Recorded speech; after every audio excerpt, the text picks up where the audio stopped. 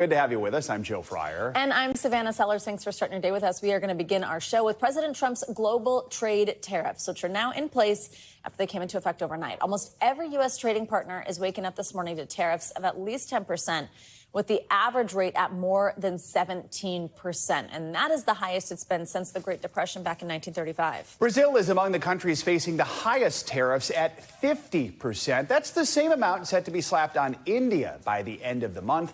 The president doubled its levy because India buys Russian oil. Other big trading partners like China and Mexico remain in limbo amid ongoing talks. The new tariffs are threatening to upend the global economy and could mean higher prices on a wide range of everyday goods. Here to talk about all this, NBC News business and data correspondent Brian Chung. Brian, good to have you with us. So overall, just what do we think is going to be the impact on the global economy? It seems like we have some certainty with what the tariffs are going to be, but we also don't know if there'll be retaliation too, right? Yeah, and look, I think the first kind of thought that a lot of people are having, or I thought that this was back and forth. I thought they were on and off. Why should we take today any more seriously than the past few months of headlines over tariffs? Well, it's because even after negotiation with a number of these countries, there are still tariff rates that were signed and basically agreed to by other countries that are substantially higher now than they were on January 20th. So when you talk about a country like Vietnam, for example, that 20% rate is something that was essentially agreed to by both countries. We haven't really seen that much paperwork, but again, that's a big reason why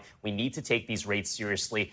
For some countries where there haven't necessarily been negotiations yet, like Brazil at a 50% rate, that could threaten to make your coffee in the morning a lot more expensive because so much of the coffee we get here in the United States comes from Brazil. It'll be months before consumers feel that, because just because the tariffs are in effect today doesn't necessarily mean that tomorrow those prices are going to go up by 50% right off the bat. But make no mistake, if these are prolonged and there aren't further negotiations to take the temperature down on some of these tariffs, consumers will start to feel the pinch in only a matter of months. Yeah, so let's talk about kind of how people will feel that. What might have been, we've talked for so long, right? Like, should I be buying a car? Should I be buying some of these electronics? Like, what types of things might consumers start to feel more expensive and when? Yeah, well, again, I think just to underscore the point, there's not necessarily any reason to think that just because these tariffs are in effect today, that everything that you buy at the store is going to get more expensive or the price tag is going to inflate by 20, 35%, 50% right off the bat. But these are the categories of the things that could get potentially more expensive. I talk about coffee. I talk about orange juice. A lot of that comes from Brazil. You look at bananas, seafood, chocolate. Those come from a lot of the trading partners that are impacted by the dozens of countries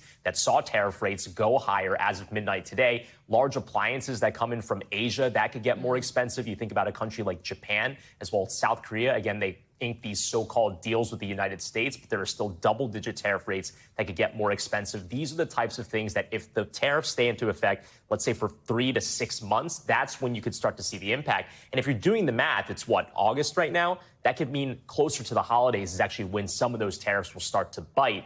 But again, we're talking about things that come off of a ship after midnight tonight. So things that are already on the store shelves today, they're not going to be impacted. They're already here in the U.S. They weren't tariffed at those rates. And the tariff threats aren't over yet. Yesterday, we talked about pharmaceuticals. Now the president is threatening 100% tariffs on semiconductors if companies don't build them in America. He talked about that during an event yesterday with Tim Cook of Apple. Tell us more about that. Yeah, well, look, when we talk about India, for example, and I'll bring this back to kind of the point of pharmaceuticals and semiconductors in a second, but India, they doubled the tariff rate yesterday from 25 to 50%.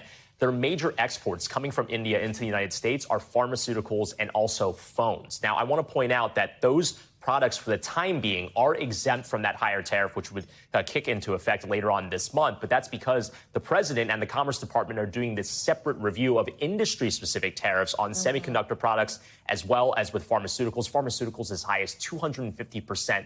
That would make drug costs a lot more expensive for Americans, especially when you consider how much comes in from the European Union as well. On the smartphones and on the semiconductors bit, for right now, again, there is an exemption. And the president did suggest in the Oval Office next to Tim Cook, the CEO of Apple, that they would exempt semiconductor production from companies that are producing in the United States from those tariffs. That could impact the likes of Samsung and also a Taiwan Semiconductor because they do produce domestically in the United States. So actually, a lot of those semiconductor companies would likely be exempt even if the president were to follow through on a 100% tariff. Brian, quickly tell us how markets are reacting to this. Yeah, well, markets right now, I mean, they expected this to happen, so it's not necessarily any crazy movement that we've seen. But again, we'll see what happens when markets open at 9:30. stock markets tend to do, a lot of crazy things sometimes over the course of especially a lot of these tariff headlines. Brian Chung, you are our human flowchart here, helping us keep track of everything. We appreciate it. Thank you, Brian. NBC News senior White House correspondent Gabe Gutierrez joins us on this now. Gabe, good to have you with us. So walk us through what we heard about this meeting. This is questions over the Jeffrey Epstein files here, continuing to dog the Trump administration this morning. NBC News actually understands that several administration officials were expected to gather at Vice President J.D. Vance's residence last night to discuss the Epstein issue. Tell us what we know about what happened.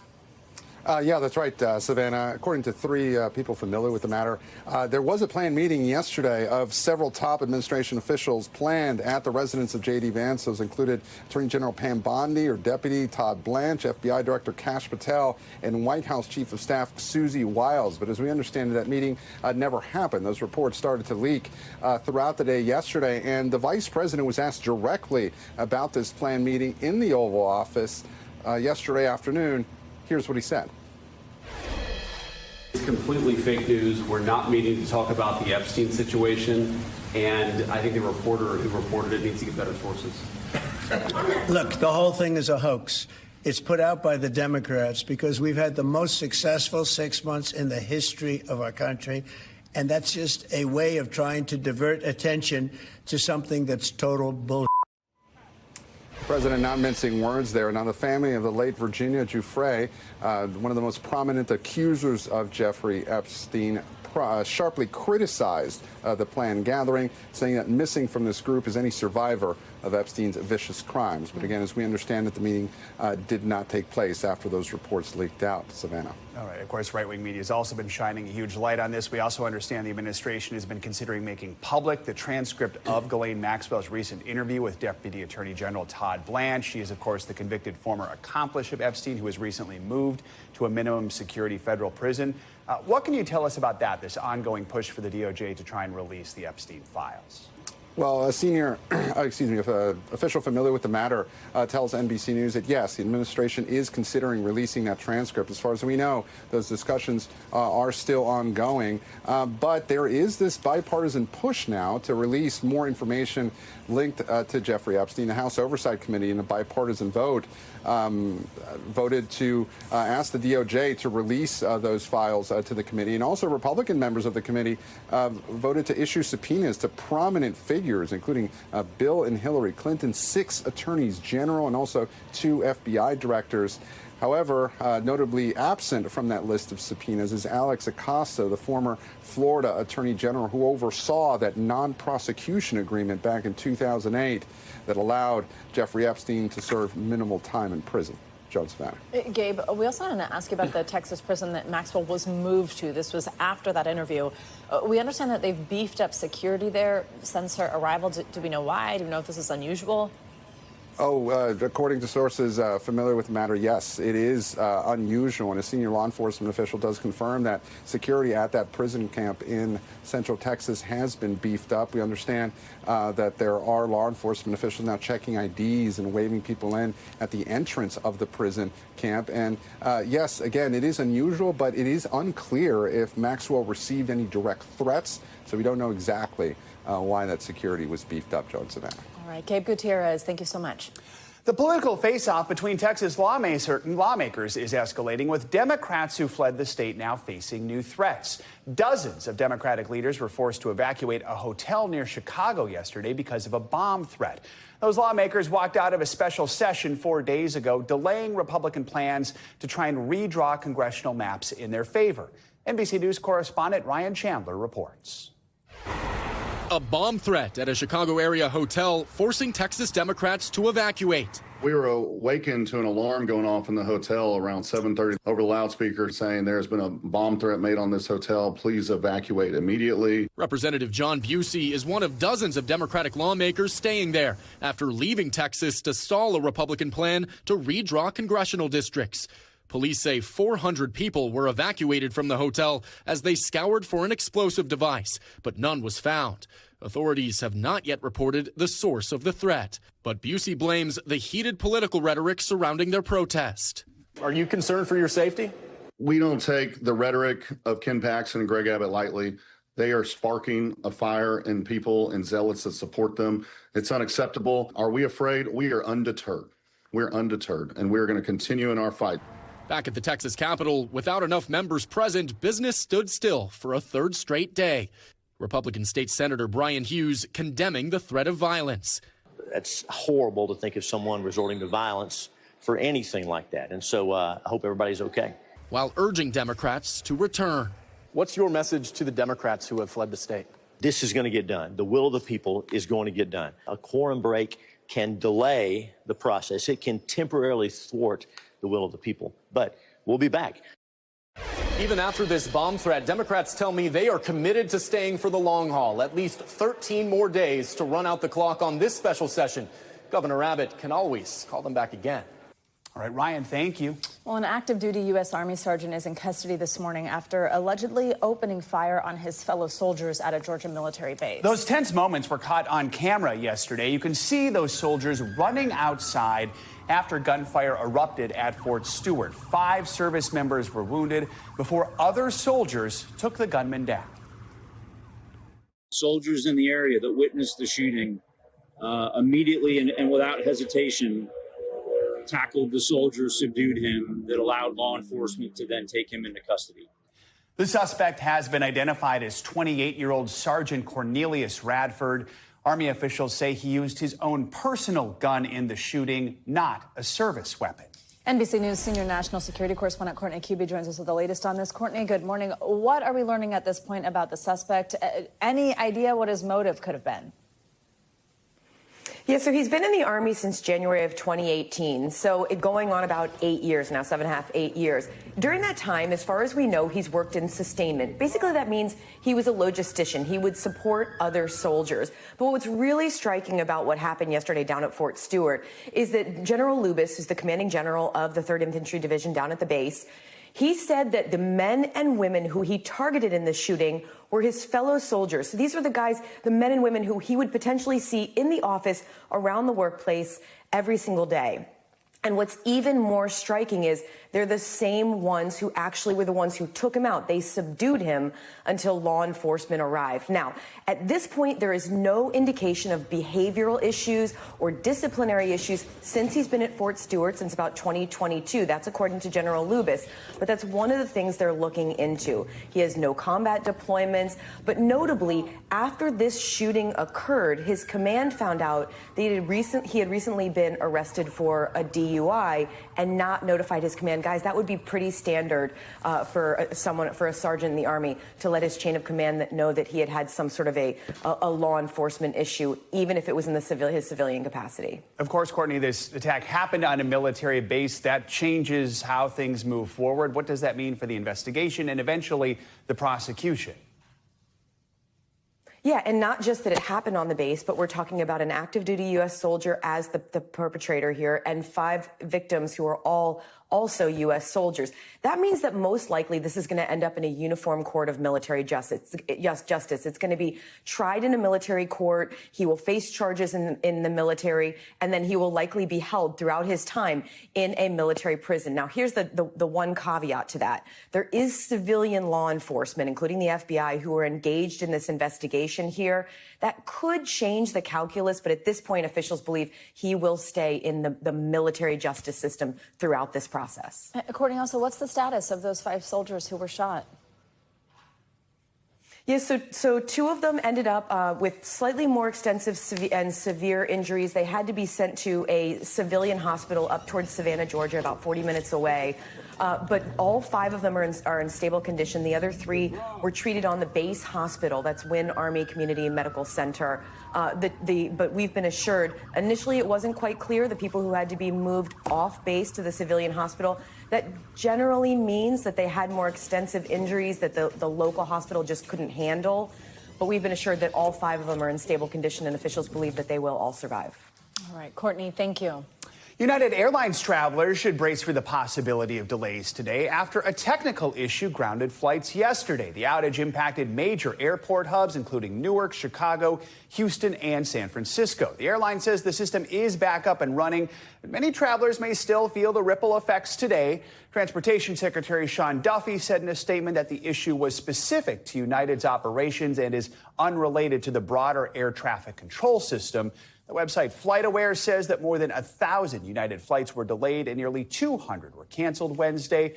It was not clear whether those delays included the ground-stopped flights. The FAA says that it is staying in close contact with United and offering support to help clear the backlog. Well, all week long, extreme weather has impacted most parts of the country, and that trend continued Wednesday. In the South, 2 people were killed when their car was washed away by fast-moving floodwaters. And thick smoke from wildfires burning out west and up in Canada. It made the air unhealthy to breathe in more than a dozen states. NBC News correspondent Emily Aketa has the details. Smoke smothering skylines coast to coast as parts of more than a dozen states are facing another day of air quality alerts. It's like a constant fog almost, and it's just like doesn't go away. These hazy horizons are being fueled by wildfires raging in some cases hundreds of miles away. There's a lot more in my throat. You feel something's off? Oh yeah, definitely. Canada on track for its second worst wildfire season on record, while hundreds in Southern California have been evacuated as firefighters navigate steep, rugged terrain. Gusty winds and dry conditions are fanning the flames and fears among homeowners in Utah under a state of emergency. It's just so hard not knowing what's happened up there. Near San Antonio, authorities say a controlled burn grew out of control Tuesday, going on to scorch hundreds of acres and force evacuations. Meanwhile, the Carolinas hammered by back-to-back days of torrential rain. Authorities in Nash County just recovered 2 bodies after they say the pair was swept away by floodwaters inundating their car. It was deep, it was over my head, and I never got to her. And in a week of wild weather, the Southwest suffering through blistering temps. Phoenix expected to reach a record 116 degrees, unbearable for those even familiar with the desert heat. Watch as first responders carry down this hiker from Camelback Mountain. Heat does not care. It will affect everybody. And not only that, now you're exposing our first responders to this. Our thanks to Emily for that report. Let's bring in meteorologist Angie Lassman for more on what we can expect as summer's wild weather continues. Angie, good morning. What can you tell us about the air quality here in the Northeast? Hi, guys. Good morning. I do actually have good news when it comes to the Northeast. We're going to continue seeing these improved conditions through the day today. It doesn't mean that it's fully back to normal, but notice the alerts are no longer up for a good chunk of the country across the east. We're still going to look at the potential for a couple of spots having some issues close to the Great Lakes. We see some unhealthy areas for sensitive groups, and specifically out west. We've got more than 50 of these larger fires burning across this area of the country, and we've really got all the ingredients to continue to see that worsen or those fires spread or start through the day today. So here's what's going on. Wherever you see that brighter pink and even the orange, we're dealing with the fire weather watches, or specifically the pink are those red flag warnings. So that essentially means we've got elevated wind gusts, potentially up to 35 miles per hour or greater, and we've got low relative humidity value. So not a whole lot of moisture in the atmosphere. It's quite dry. We're talking as low as 5% in some of these areas. So Casper, Steamboat Springs, Durango, Richfield, all included in that across parts of the Rockies. On top of that, of course, it doesn't help that we've got all this heat to deal with, too, across some of those overlapping spots. So 37 million people under heat alerts this morning. We've got them stretched across parts of the plains and back towards the southwest, Phoenix, parts of Colorado, stretching again and as far south as Texas, all included in this. Temperatures today potentially reaching record highs, and tomorrow, too. You can see all the locations that we could potentially see some of those records falling. Phoenix, one of them, Denver, one of them, and no surprise, really. We've got 99 degrees on tap for Denver later today, 117 for Phoenix. Much of that heat starts to spread up into parts of the Midwest and even close to the Great Lakes here as we get into tomorrow. So it's 90s for Minneapolis and Chicago, mid-90s for Kansas City, still quite warm across the Southwest and the Rockies.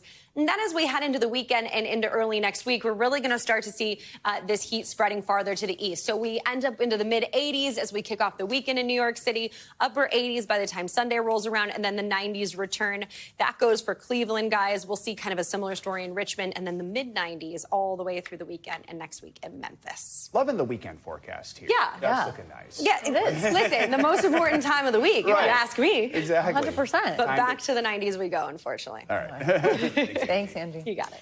We thank you for watching, and remember, stay updated on breaking news and top stories on the NBC News app or watch live on our YouTube channel.